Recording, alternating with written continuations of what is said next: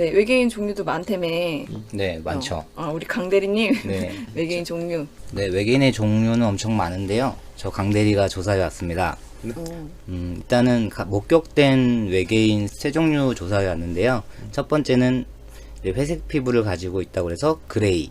네, 이 그레이라는 외계인이 가장 많이 목격된 외계인이고요. 이제 일단 생김새는 생김새는 머리랑 눈이 크고 팔이 되게 길어요.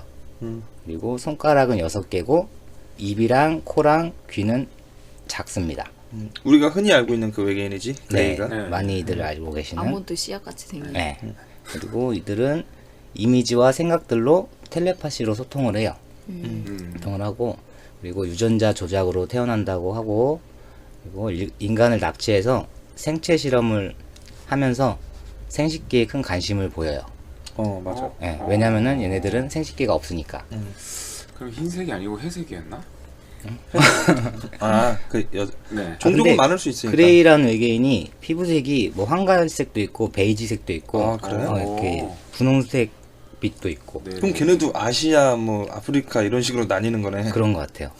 그리고 일반 그레이들은 이제 1m부터 3m 60cm 정도 되고 그리고 이제 그레이 외계인이 두 종류가 있어요. 이제 방금 말씀드린 일반 그레이가 있고 그리고 이제 휴머노이드라고 그래가지고 이제 인간의 모습을 한 외계인들인데 얘네들은 거의 인간의 피랑 비슷해요. 1m 50cm부터 1m 80cm까지. 네. 근데 얘네들은 그레이들을 섬기도록 훈련이 돼 있다고 해요. 휴머노이드. 그리고 루저.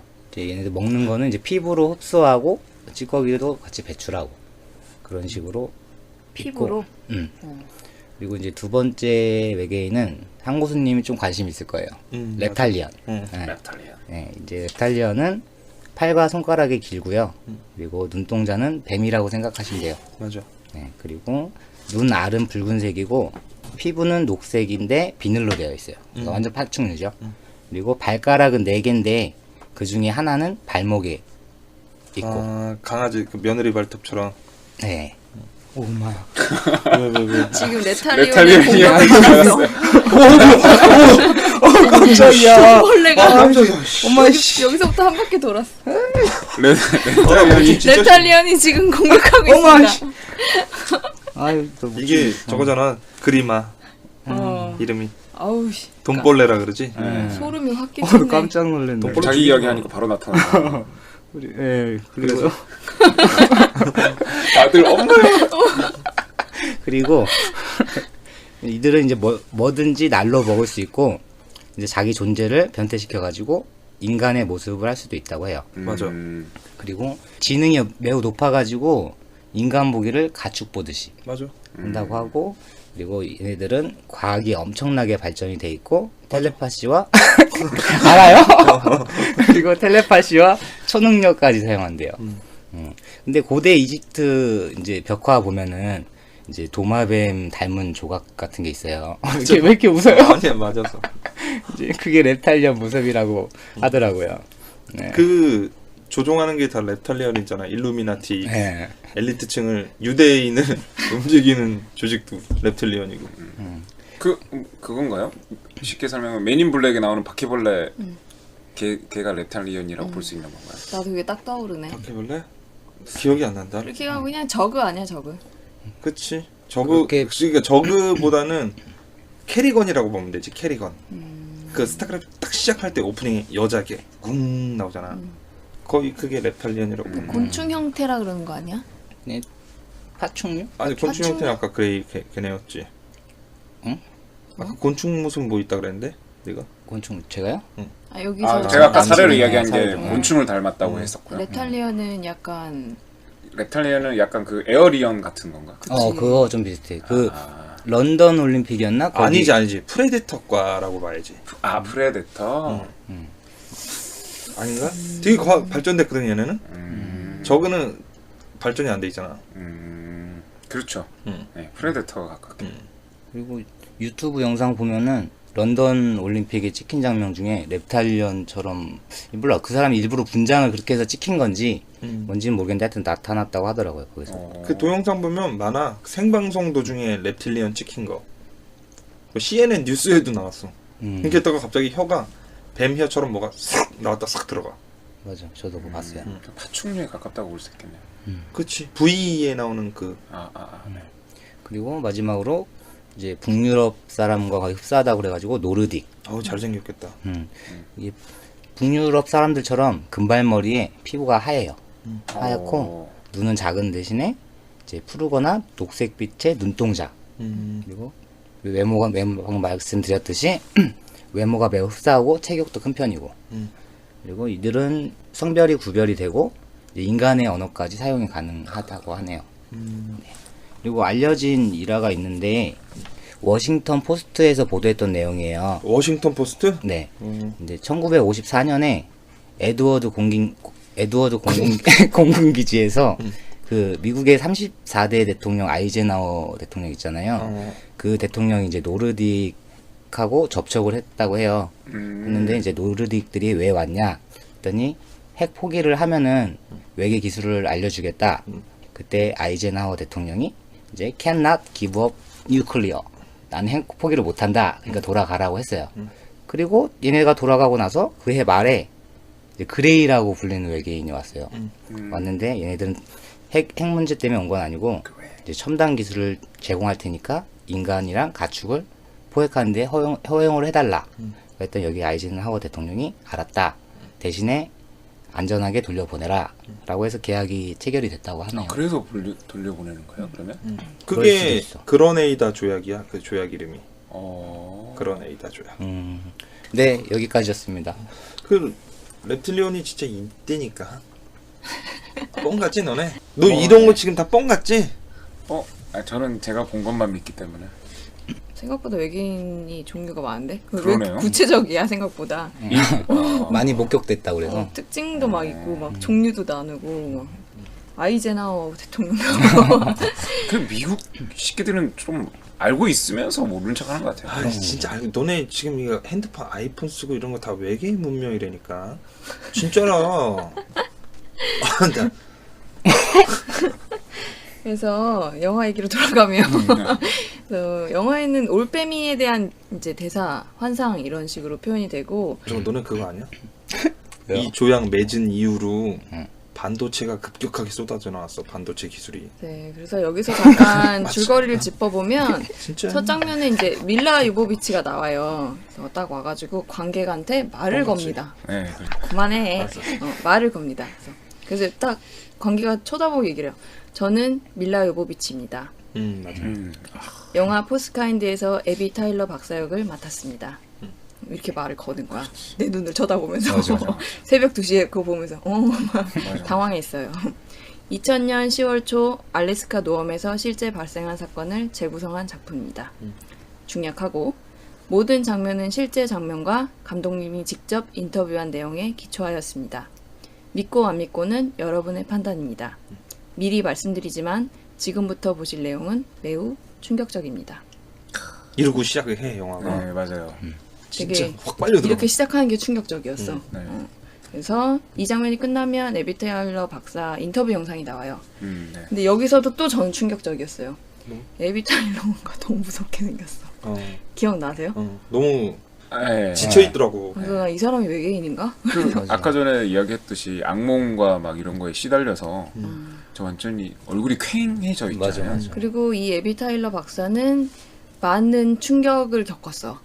그런 영화 내용을 쭉 보시면 알 텐데 가족도 잃고 맞아요. 그래서 되게 수척한 모습으로 오선세미 감독이랑 인터뷰 장면이 나옵니다. 그래서 에비 타일러의 연구 내용이랑 그녀가 겪은 내용이 영화 내용이 돼. 줄거리를 간단하게 말씀드리면 심리학자인 에비 타일러, 이하 에비 타일러라고 할게. 자신의 집 침실에서 남편이 살해당하는 충격적인 경험을 하게 됩니다. 이 사건으로 가족은 후유증에 시달리고 남편의 죽음을 극복하기 위해서 에비 타일러는 남편이 연구하던 내용을 이어서 하기로 결대. 본인이 독백에서도 얘기를 해요. 이런 충격을 해결하기 위해서는 그의 연구를 이어받아서 하는 게 나의 해결책이다 라고 얘기를 하죠. 근데 그 연구 내용이 약간 최면 치료를 하는 내용들이었어. 그래서 환자들에게서 미스테리한 공통점을 발견하게 돼. 그 남편이 하던 연구를 이어서 하게 되는데 환자들이 좀 이상한 공통점들을 표현을 하는 거지. 실체에 접근하기 위해서 이제 최면 치료를 감행을 하는데 최면 치료를 받은 환자가 그날 밤 가족을 상대로, 그러니까 환자의 가족을 상대로 인질극을 벌이는 거죠. 그렇죠. 그래서 모두 싸 죽이고 본인도 자살을 하는 사건이 발생합니다. 지역 보안관이 이 박사가 최면 치료 때문에 환자가 저렇게 돌아버린 거다라고 해서 연구를 못하게 해요. 그래서 압박을 하기 시작하는데 자진해서 자기가 이 치료를 받겠다라고 하는 환자가 생겨. 그래서 에비타일은 옳거니 하고 계속 최면 치료를 진행을 하지. 근데 이 환자들이 뭐였냐면 노엄시티에 있는 사람들이 불면증에 계속 시달리는 거야. 그리고 같은 증상을 계속 보여. 올빼미가 보여요. 그들이 날 맞아, 쳐다보고 있어요. 이거를 에비타일러 남편이 연구를 하고 있었고 그러던 중에 죽었고 이 에비타일러가 연구를 이어받은 거죠. 네. 그래서 지역 보안관이 못하게 하는데 에비 박사는 자진해서 나왔으니까 치료를 단행을 합니다. 근데 여기서 되게 무서운 장면이 나와. 갔던 도중에 깜짝 공중 놀랐어요. 부양을 하잖아. 깜짝 놀랐어요. 이 환자가 최면 치료를 받던 도중에 공중 부양하면서 알 수 없는 존재에 의해 척추가 나가버려요. 와직. 이게 에비 타일러가 이제 용의자로 지목을 받게 돼. 그래서 자택 구금을 당하게 되는데 자택 구금을 당한 그날 에비 타일러 박사의 집에서 딸이 실종됩니다. 맞아. 근데 여기서도 용의자의 혐의를 받게 그렇죠. 돼 있겠지. 그래서 딸을 찾기 위해서 에비 타일러는 본인이 최면 치료를 받으려는 방법을 택하게 돼요. 죽을 수도 있는데 지금 여기까지 최면 치료를 받았던 사람들은 다 잘못됐어. 죽거나 척추가 부러지거나. 근데 요 영화가 무서운 거는 영화에서 연출한 장면이랑 실제라고 주장한 장면들을 같이 보여줘요. 그렇죠. 맞아. 같이 보여주고. 근데 최면 치료 장면이 너무 무서워. 이게 동시에 CCTV 보여주는 거랑 연출한 장면이랑 이렇게 동시에 보여주는 거야, 한 화면에서. 그래서 최면 치료를 좀 왜 하지라는 의문이 들 정도로 이렇게 오히려 모르고 살면 편할 텐데라는 생각이 좀 들었고. 근데 최면 치료가 좀 효과가 있나? 효과가 있죠. 박사님 같았어. 자다 있는 거 같았는데. 네. 강대리님. 네, 그래서 제가 최면에 대해서 조사했는데요. 일단 최면은 정확한 정의는 몸과 마음이 편안하게 한 뒤에 의식을 잠재우고 무의식에 다가가는 방법. 이걸 최면이라고 하고, 그리고 흔히들 최면에 걸렸다라고 많이 하잖아요. 네. 근데 그거보다는 최면 상태에 이르렀다라는 표현이 정확한 표현이에요. 그리고 지금 방금 전에 말했듯이 의식, 뭐 무의식 얘기가 나왔는데 이제 이거에 대해서 잠깐 설명하고 갈게요. 일단 세 가지로 분류되는데 의식, 전의식, 무의식. 의식은 깨어있는 상태에서 자신이나 사물에 대해 인식하는 작용. 네, 지금 그렇지, 지금 상태지. 쉽게 말해서 이제 만약에 얘 이름이 뭐예요? 그러면은 누구누구. 안도팔입니다. 그게 딱 나오는 그런 식으로 하는 거고, 전의식은 이제 무의식과 의식의 중간 단계인데요. 이제 의식 상태에는 없지만 자신의 의지로 회상이 가능하며 완전하게 의식화되어진 않지만 의식화의 가능성이 내재되어 있는 마음의 영역. 그러니까 예를 들어서 저번 주 뭐 금요일 날 뭐 하셨어요? 이렇게 물어보면은 계속 거슬러 올라가면 생각은 나잖아요. 네, 그거라고 보시면 돼요. 그렇게 알고 계시면 되고, 그리고 마지막으로 무의식은 이제 자신도 모르게 억제하고 금지했던 자신도 의식하지 못하는 정신세계의 영역. 나도 모르는 나의. 그렇지. 한마디로 자신의 행동에 대해서 자각하지 못하고 저절로 행동하는 현상. 네. 얘기 들어보면은 저는 바로 목류병이 생각나더라고요. 그렇겠다. 그렇다. 근데 목류병을 잠깐 이제 쳐보다가 검색해보다가 보니까 이제 섹스 목류병이라는 게 있어요. 또 그걸 했냐. 이게 센 사례를 찾아왔네. 이게 수면장애 일종 병이에요. 이게 보통 어떤 건데? 약간 이제 몽정 같은 경우에는 이제 혼자 꿈을 꾸면서 그렇게 흥분을 해서 하는 거잖아요. 근데 얘는 실제로 해요. 실제로. 아 근데 기억을 못한다. 아무 여자나? 근데 옆에 만약에 사람이 있으면은 그 사람하고 하는 거예요. 근데 기억을 못해. 여자가 걸리는 거야, 남자 걸리는 거야?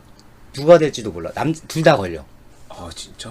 둘 다 걸리고 어떤 좋은 사례로는 이제 영국에서 일어났던 일인데 이게 좋은 사례야? 아니 지금 얘기할 거야. 할 건데 그 계속 불임이 되는 부부가 있었는데 18개월 동안 이제 계속 시도했는데 임신을 못했어요. 어. 근데 이 남자가 이 병을 가지고 있던 거지. 어. 그래가지고 이제 며칠 지나고 임신이 된 거야. 좋은 축하- 근데 축하드립니다. 섹스 목련병이면은 강간 수준 아니야? 그러면은 근데 여기는 이제 부부였으니까 이건 지금 좋은 예였고 나쁜 근데 예는 둘이 자고 있는 상태에서 가능한 거잖아요. 그러니까 아니야. 이것도 약간 좀 얘기가 또 있는 게 어떤 남성이 그냥 어디 놀러 갔었나 봐. 거기 자고 있었어. 근데 이 사람이 그 병에 걸렸던 사람이지. 그렇지. 어디 평상 같은 데서 어떤 여자가 이제 다른 데서 놀러 온 여자가 자고 있었는데 그 여자를 강간을 한 거지. 그러니까 이 병 무턱대고. 때문에. 그렇지.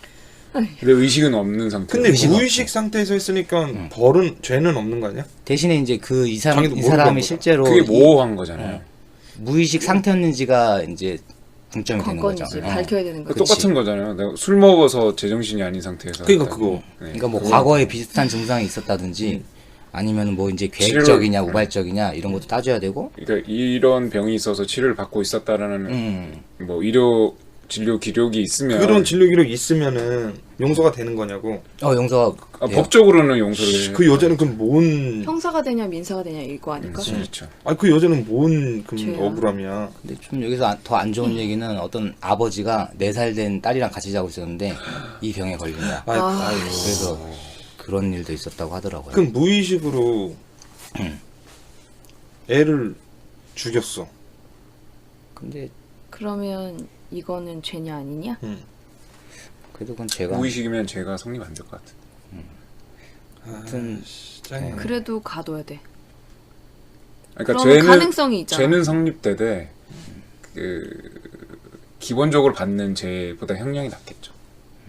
그래도 가둬야 되잖아. 잠재적인 건데. 그러니까 그 걔는 또 근데 무슨 죄야? 병원 치료를 받겠지. 같이 내는. 그래도 그 사람 때문에 다른 사람이 그렇게 되면 안 되지.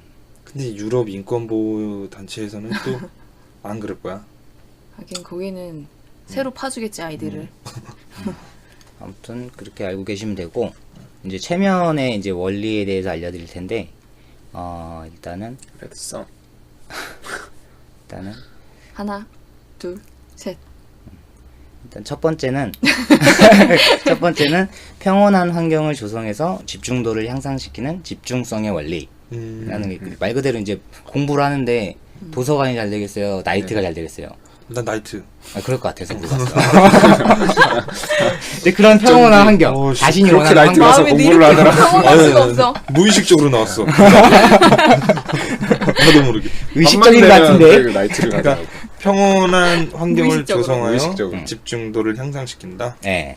그리고 두 번째는 이제 최면에 걸리려고 이제 지나친 기대를 하게 됨으로써 이제 집착이나 긴장을 불러 일으켜서 결과적으로 방해가 되는 노력 역효과의 원리. 아 그렇게도 최면에 걸릴 수 있다고? 근데 체면에 빠져야지 하면 안 되는 사람들 있잖아. 이건 안 되는 거죠. 안 되는 예죠.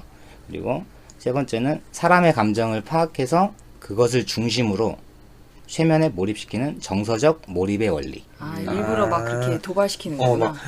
그거. 그렇지. 울리고 막 하는 거 있잖아. 그러니까 1차적인 뭐 정서나 감정이 뭔지를 확인하고 그것을 이제 중심으로 하면 쉽게 몰입시킬 수 있대요. 그거 할 때 많이 나오는 거잖아 이거. 아침마당 프로그램 보면은 막 부부 클리닉 할 때 막 어린 시절. 막 울면서 막 아빠가 뭐 절 때려요 막 이런 거. 뭐 A 씨는 뭐 어릴 적 학대당한 경험을 뭐 부부 사이에 투영했다. 뭐 이런 거. 그럼 최면서도 막 욕하고 그러던데? 하면서? 그리고 마지막 네 번째는 이제 의도적으로 어떤 장면을 구성하기보다는 대상이 즐겨하는 일이나 좋아하는 장소 같은 것을 떠올리게 해서 몰입시킨다는 심상의 원리. 저거를 해주는 거잖아. 뇌에다가 그걸 인식시켜주는 거지. 이 사람의 좋아하는 장소나 뭐 그쵸. 그때 당시의 장소를 계속 주입시켜줘가지고 그 상황을 기억해나게 만드는 거지. 그렇죠. 이건 거의 수사요법에 많이 쓰겠네. 이거요? 응. 수사요법에도 많이 쓰이는데 그건 좀 이따가 말씀드리고 한고수님 같은 경우에는 최면에 걸릴 것 같아요. 나는 걸리고 싶어. 한번 해보고 싶어. 해보고 싶다고. 이제 최면에 잘 걸리는 사람이 있고 잘 안 걸리는 사람들이 있는데 이제 잘 그럼 있어? 걸리는 사람은 일단 연령이 적은 사람. 아이고, 안 돼. 그러면 안 돼요. 안 돼. 아이고 안 되겠네.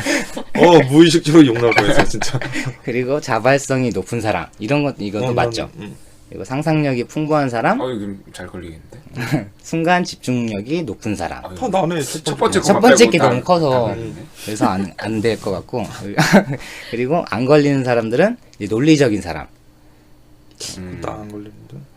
그리고 회의적인 사람 남의 말을 잘 받아들이지 못한 사람이죠. 한번 해봐 약간 나는 이거 잘안 지르면 걸리겠네. 안 걸리겠다. 그리고 언어 이해력이 부족한 사람 나 진짜 안 걸리겠는데.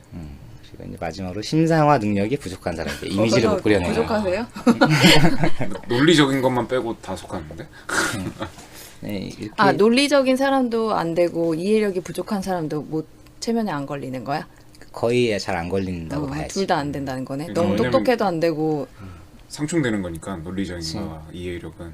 납득이 안 되는 거지. 납득. 근데 둘 다 안 되나 봐. 여튼 그리고 형도 첫 번째 것 때문에 걸리고 저도 첫 번째 것 때문에 이렇게 말을 더 좀- 되게 잘 걸릴 것 같아 나는. 안 걸리고. 안 걸릴 것 같아요. 나이가 어려서. 하여튼 그렇네요. 그리고 이제 저희 나라에도 이제 1999년에 체면 수사가 도입이 됐는데 2004년도에 어떤 여성이 자다가 침대에서 자다가 떨어졌어요. 근데 식물인간이 됐대요. 침대에서 떨어졌는데. 네, 근데 약간 식물인간이 돼가지고 이제 눈도 멀고 말도 못하고 막 그랬었는데 이제 이 사건에 대해서 뭔가 의심을 품은 이제 검찰이 조사를 했는데 체면 수사를 이제 해요 이 여자한테. 약간 상태가 호전된 상태였나 봐요. 그러더니 밝혀진 진상이 이제 자다가 떨어진 게 아니라 같이 동거하던 언니가 목졸라서 죽였던 것을 말했대요. 죽이려고 했던. 그게 딱 기억이 나더래. 아 그 뇌에 그 산소가 네, 공급이 안 호흡이 안 돼서 돼가지고 식물인간. 식물인간 됐던 거구나. 야 네, 그런 것 같아요. 그걸 어떻게 체면 수사로 알아낼까? 그러게요. 신기하다. 이제 그런 정황을 이제 체면 수사로 이야기하고 나서 이제 유도 신문을 계속 하는 거죠. 이게 수사 방법으로도 활용을 하는구나. 1999년도부터 우리나라에도 도입이 하긴 됐어요. 완벽한 방법은 안 돼도 단서는 되겠다, 그치? 그치. 그렇게 활용을 하는군요. 그 완전 그 어떠한 그게 없을 때 그치. 단서가 없을 때 이런 게 되게 실마리가 된다고 하더라고요. 하긴 뭐 점쟁이도 찾아가는데. 네. 그래서 영화에서도 체면 치료로 사실에 접근을 하려고 해. 그리고 관전 포인트 2.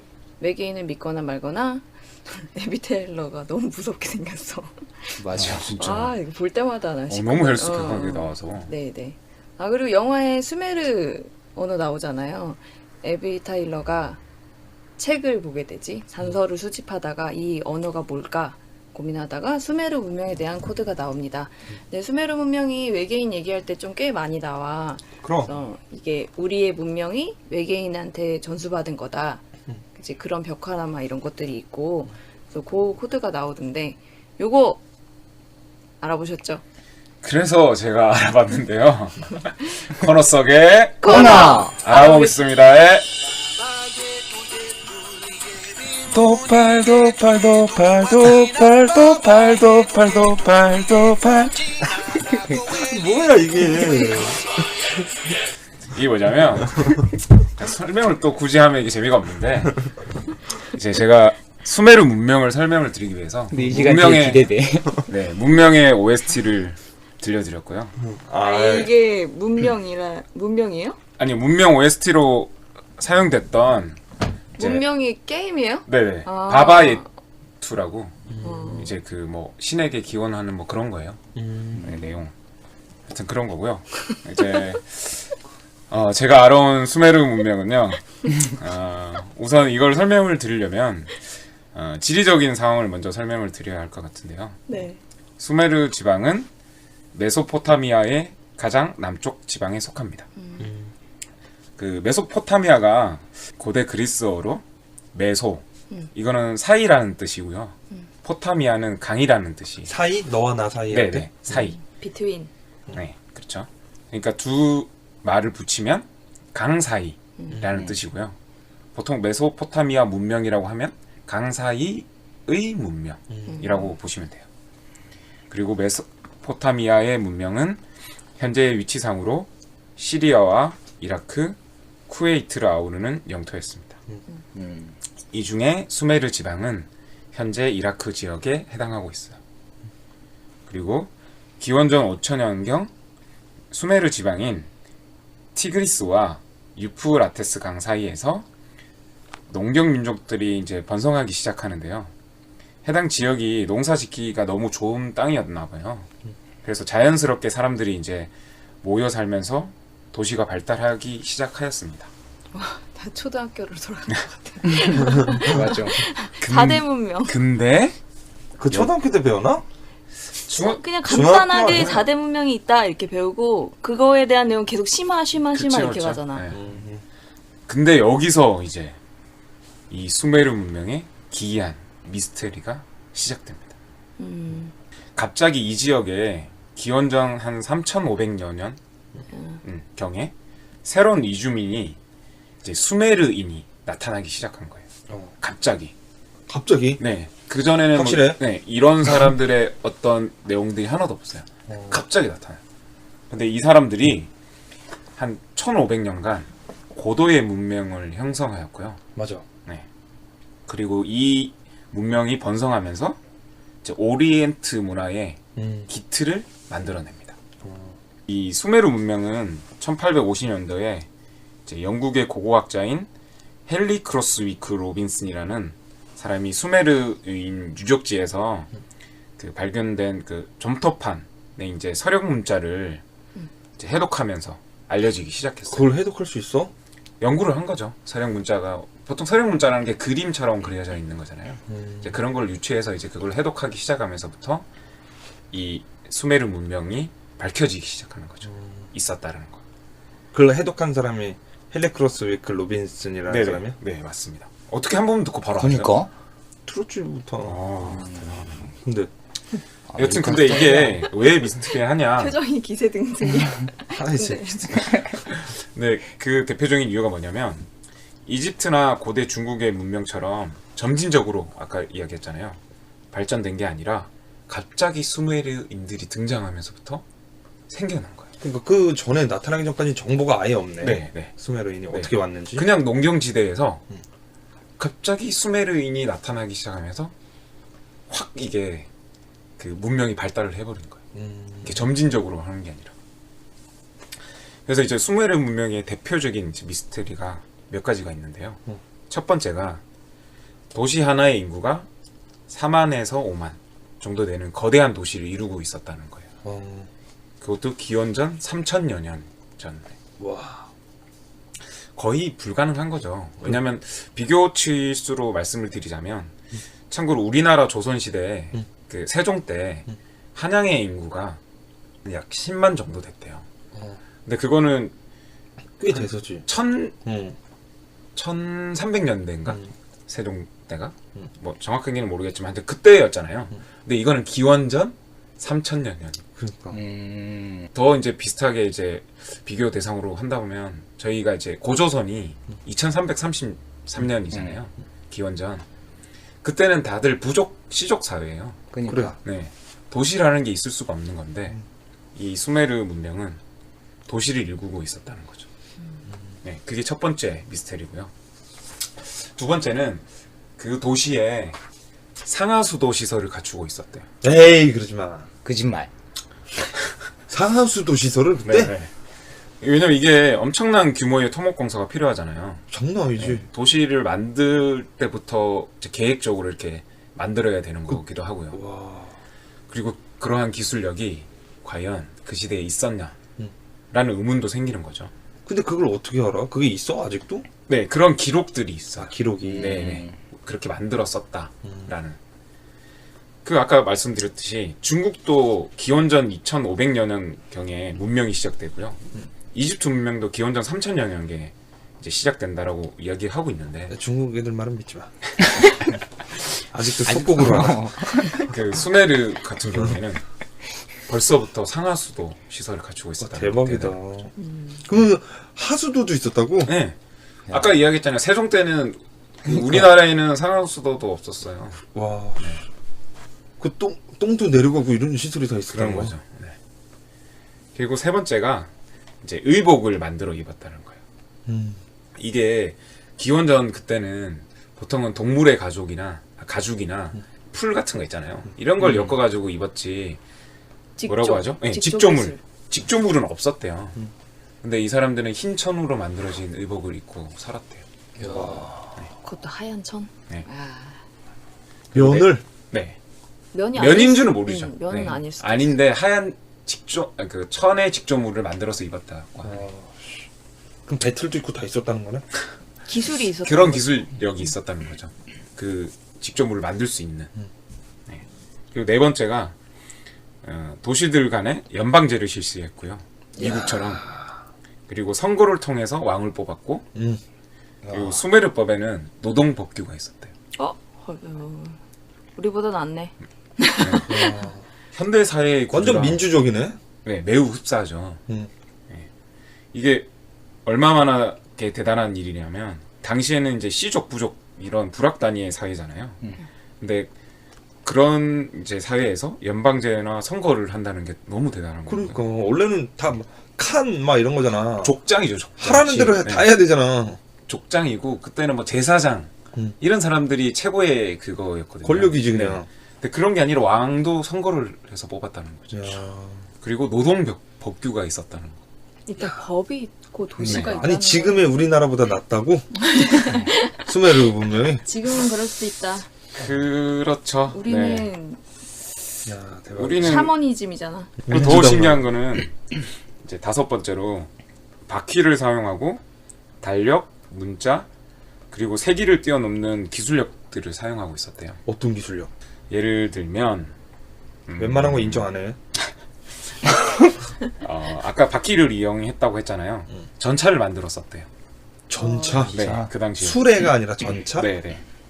그리고 더 놀라운 점은 그 사람들이 이제 달력을 사용했다고 했잖아요. 근데 그 달을 기초해서 만들어진 달력이 일식, 월식 기록도 이제 물론 사용했고요. 그리고 행성들의 세세한 움직임도 알 수 있을 정도로 정확했대요. 그게. 그러면은 공전 자전을 다 알고 있었다는 거 아니야? 심지어 달력을 썼다면. 네, 심지어 25,920년을 주기로 지구축이 돈대요. 그렇게 이제 지구축이 도는 세차의 운동의 차이마저 알고 있었대요. 아 그건 인정해. 그리고 이것들은 아까 말씀드렸듯이 메소포타미아 농경 민족이 정착한 지 고작 2000년밖에 지나지 않은 갑자기 수메르인들이 나타나자마자 형성된 것들이에요. 네. 그리고 여섯 번째가 기록에 따르면 생김새도 나와 있어? 네, 어떻게 생겼대? 생김새는 이제 우리나라 사람이랑 비슷하게 생겼대요. 우리나라 사람. 네, 머리가 검정색이었대요. 그리고 약간 피부도 그 동양인과 비슷했다고 하고요. 그리고 여섯 번째는 이제 기록에 따르면 인류 역사상 최초의 언어인 서령 문자를 발명했고, 그리고 문학, 신학, 수학, 천문학, 그리고 12진법은 물론이며 현대 의학 기술과 비슷한 고도화된 의학 기술을 가지고 있었대요. 그래서 백내장 수술도 할 수 있었다고 해요. 백내장 수술을 네. 했다고? 기록에 남겨져 있대요. 뭐 눈을 수술했다는 뭐 그런. 그럼 뭐가 도움이 있었다는 거네, 그지? 아니면 얘네가 외계인일 수도 있고. 아직도 남아 있습니다. 아 그래? 일곱 번째로 천왕성, 해왕성, 명왕성의 존재를 알고 있었대요. 관측이 가능하냐고. 그리고 화성과 목성 사이에 소행성대에 대해서도 알고 있었고요. 또 이 사람들은 이러한 12행성을 니비루라고 불렀대요. 리비루? 네. 당시에는 뭐 천체망원경이 당연히 있을 리가 없겠죠. 근데 그러한 움직임들을 다 알고 있었다는 거죠. 네. 이거는 소크라테스 뭐 이런 사람들이 뭐 자전이 어쩌고 뭐 공전이 어쩌고 하기 전부터 다 알고 있었다는 사실을 밝혀준 그러니까. 거예요. 네. 여덟 번째.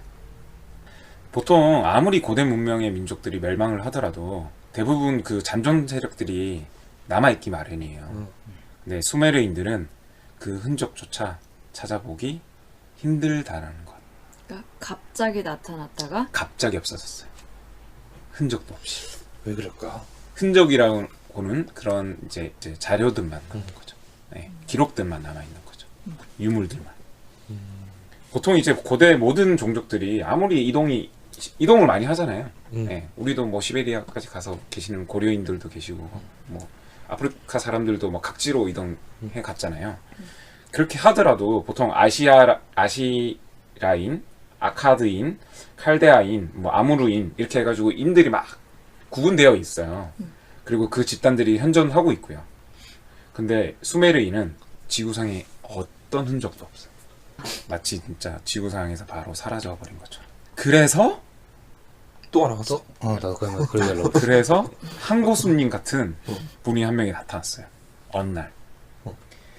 제카리아 시친이라는 고고학자가 수메르인은 외계인일 것이다 라고 발표를 하게 됩니다. 그가 수메르인이 외계인이라고 이제 주장하는 이유는 그 수메르 유적지에서 발견된 다양한 유물들과 이제 점토판에 있는 기록들을 보고 이제 그렇게 추정을 했다고 하더라고요. 수메르 지역에 있던 그 유물 점토판에 있는 문서에서 이런 내용이 있었대요. 우리가 만든 모든 아름다운 것들은 신들의 은총에 의해서 만들어진 것이다 라고 표기되어 있었다고 하대요.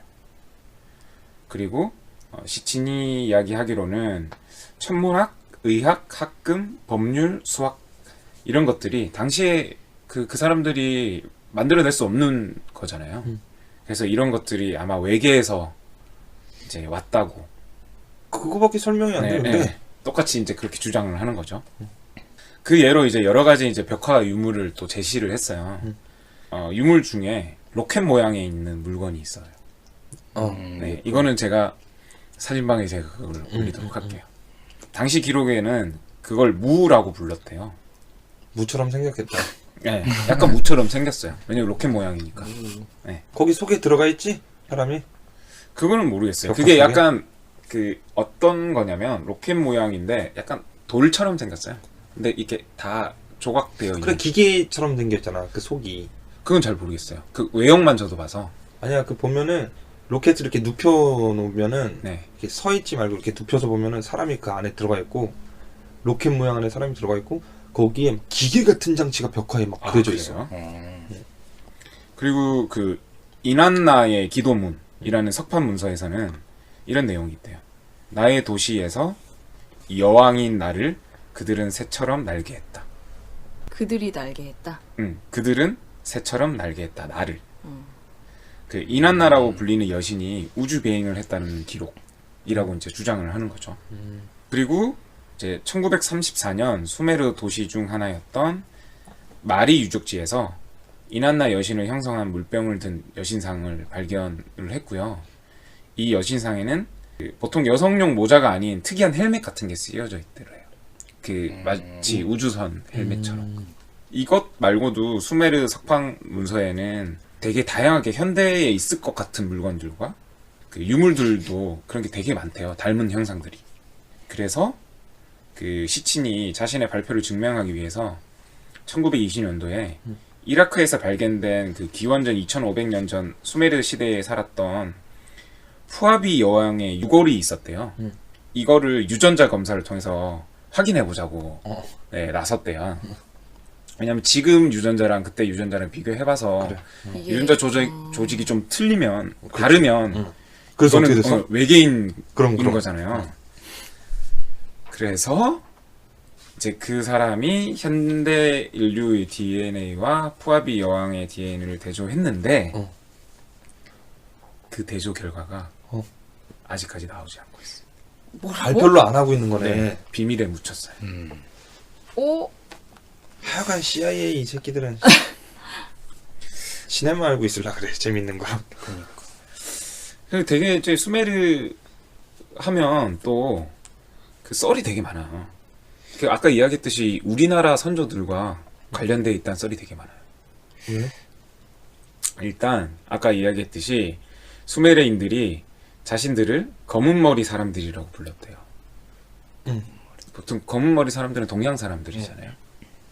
그리고 수메르어가 한국어와 뜻과 의미 일치하는 단어가 되게 많아요. 어떻게? 예를 들어 이제 박다 할 때 박잖아요.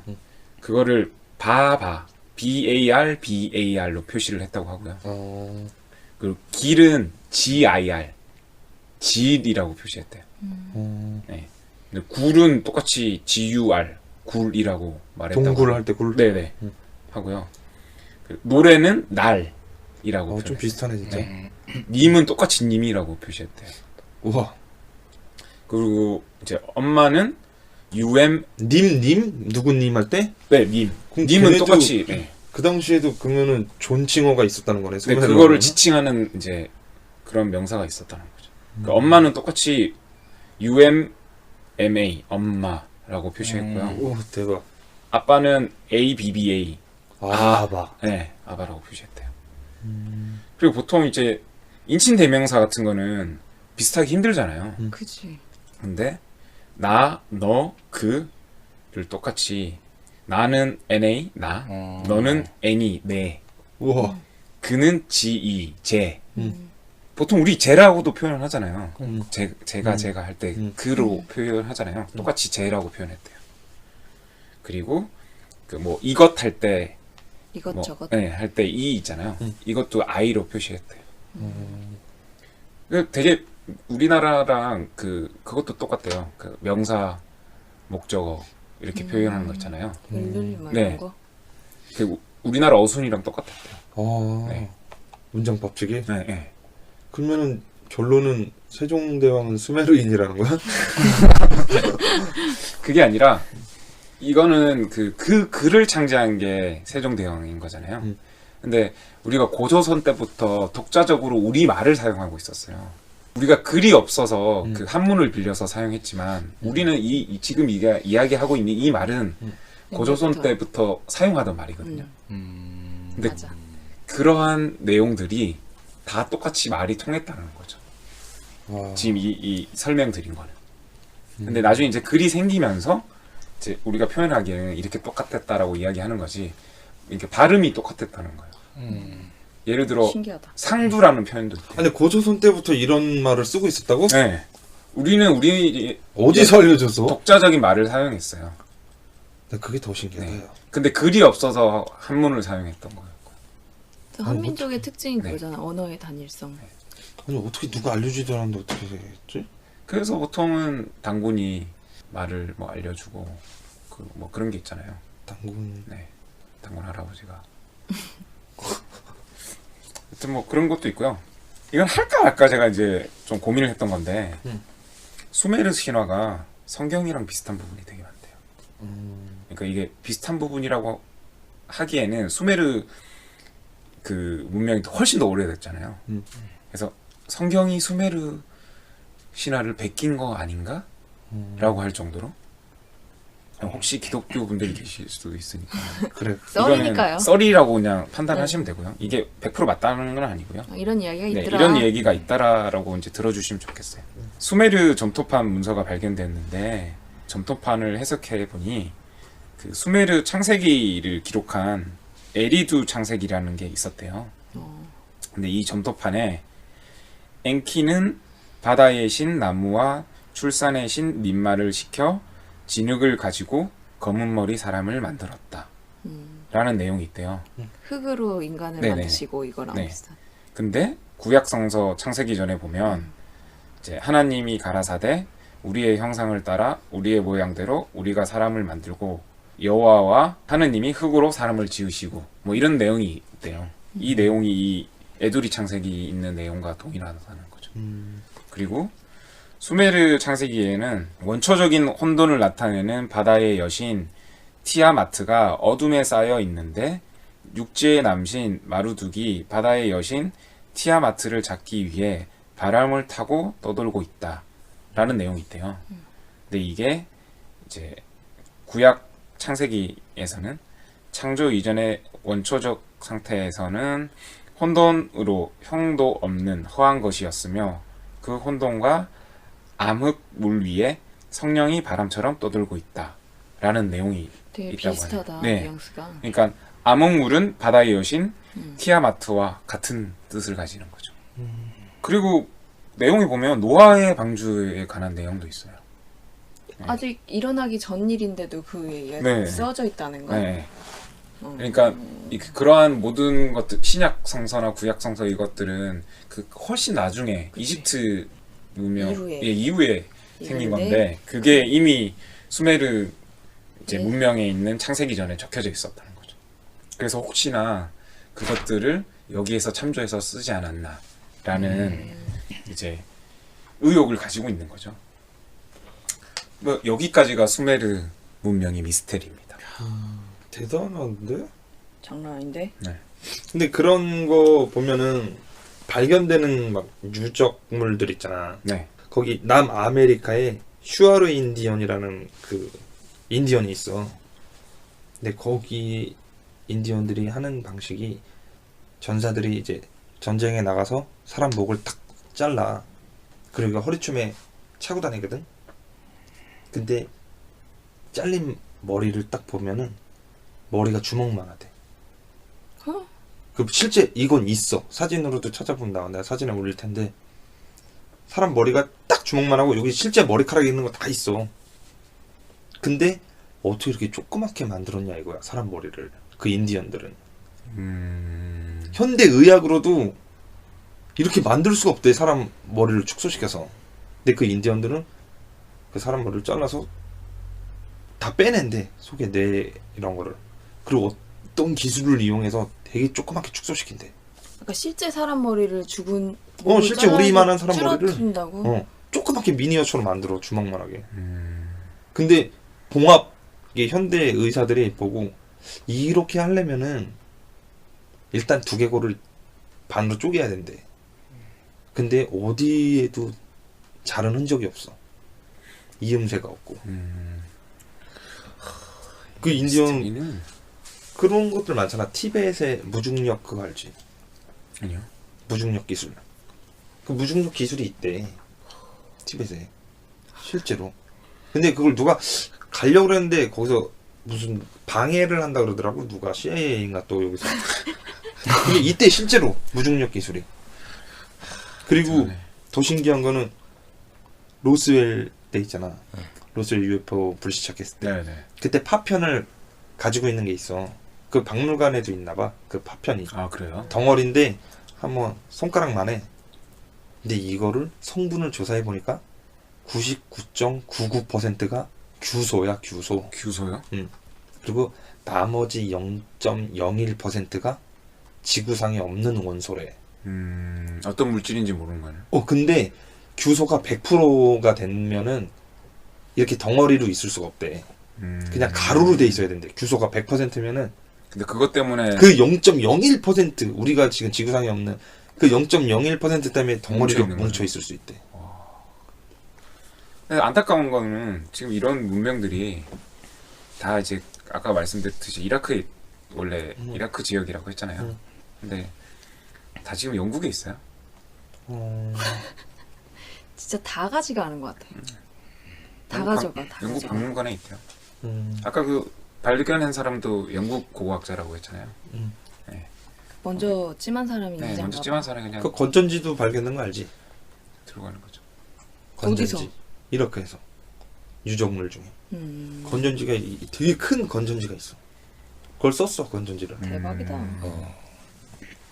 고도의 문명. 여튼 그렇습니다. 그 아, 네, 알수록 수메르는 책이 되게 많더라고요.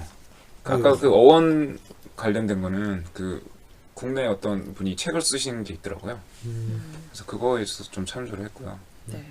그 관심 있으신 분들은 한번 찾아보세요. 수메르 문명에 대해서는 되게 미스테리해서 그런지 되게 책들이 많더라고요. 듣기만 해도 미스테리하다. 야. 그러니까.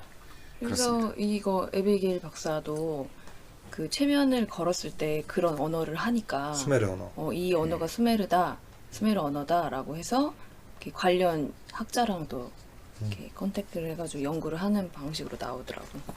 그리고 다시 영화로 돌아가서 어떻게 봤어? 영화 감상평 문제지. 감상평. 어떻게 봤어요? 저는 심도 있게 봤어요. 그 일단 첫 장면이 밀라 요보비치가 딱 확 빨아들여. 몰입도를 응. 높여놓죠. 몽환적인. 깜짝 놀랐어. 영화 뭐 이렇게 시작하나. 몽환적이라고? 나는 그러던데. 약간 좀 몽환적이야 나도. 그 약간 안개부연 음. 이런 데서 쓱쓱 걸어 나오잖아. 걸어 나와가지고 이거는 니네가 판단해라. 그치 믿고 안 믿고는 너무 여러분들의 예쁘던데, 그 판단입니다. 눈이 아주 빨려 들어갈 것 같지. 그래서 그때 어느 영화가 관객한테 말을 그렇게 하겠어. 그러니까. 데드풀 정도? 그래서 깜짝 놀랐지. 여름이는 어떻게 봤는데? 저 완전 재밌었죠. 에비게일 박사 얼굴부터 저는 공포에 질렸어요. 그리고 그 최면 치료 장면이 되게 무서워. 중간에 또 깜짝 무섭고 놀라는 포인트가 있어서. 깜짝깜짝 놀래기도 하고 그리고 일단은 그 편집본이랑 연출본이랑 같이 보여주는 데서 막 교차해서. 비교하면서 보는데 되게 네. 무섭고 막 사운드도 무섭고 그렇죠. 아 저는 되게 무서웠어요. 강추예요 강추. 공포영화 웬만하면 무섭게 안 보는데 무섭대. 안드팔님 어떻게 보셨어요? 저도 재밌게 봤어요. 이거 일단 그냥 저는 밀라 요비치를 너무 좋아해서 그치? 예, 몰입도 있게 봤고요. 그리고 아까 그 메르미님이 이야기했듯이 그 교차로 보여주는 게 되게 현실성 있어 보이더라고요. 맞아. 그래서 그 너무 와닿았어요. 그리고 이제 중간에 매개체로 나왔던 부엉이라고 해야 되나요? 네. 부엉이도 이렇게 계속 보니까 눈도 크고 해서 무섭더라고요. 그리고 어디 나라에 가면 그 보통 부엉이를 길조라고 보거든요. 그 외국에서는 부엉이가 우리나라의 비둘기처럼 새로운 소식을 알려다 주는 뭐 그런 존재로 해서 많이 팔더라고요. 근데 여기서는 그 외계인과 뭔가 연결하는 그런 존재로 나오니까 집에 부엉이 제가 뭐 몇 개 사온 게 있거든요. 부엉이 모형? 네. 이게 보기 무섭더라고요. 그리고 저는 그것도 있었어요. 이어폰 듣고 있을 때 여기서 이상한 소리 나면 되게 무섭잖아요. 맞아. 그런 상상 해보신 적 있지만 TV에 갑자기 나온다던가 내 이어폰 듣고 있는데 막 괴상한 소리 난다던가 근데 이런 식의 연출이 있거든요. 진짜 무서웠어요. 보세요 여러분. 그 쥐 있잖아, 쥐. 쥐 쥐요? 퇴치할 때. 네네네. 네가 부엉이 말해서 생각난 거야. 고양이 만약에 집에다 들어놓잖아. 그럼 쥐가 나중에는 똑똑하잖아, 쥐가. 피해 다녀? 고양이를 이겨. 그래요? 그래서 부엉이를 갖다 놓잖아. 부엉이가 쥐를 그렇게 잘 잡는데. 근데 나중에 또 부엉이도 이긴대. 쥐가? 응. 미스테리네. 그러면은 최고의 방법이 뱀이래, 뱀. 뱀을 이렇게 그냥 풀어놓지도 않아. 보따리에 이렇게 싸놓잖아. 그 뱀 냄새로 이미 안 온대, 쥐가. 그러면 쥐를 쫓아고 뱀을 들이는 거야? 그래야지. 아우. 강대리님은 어떻게 보셨어요?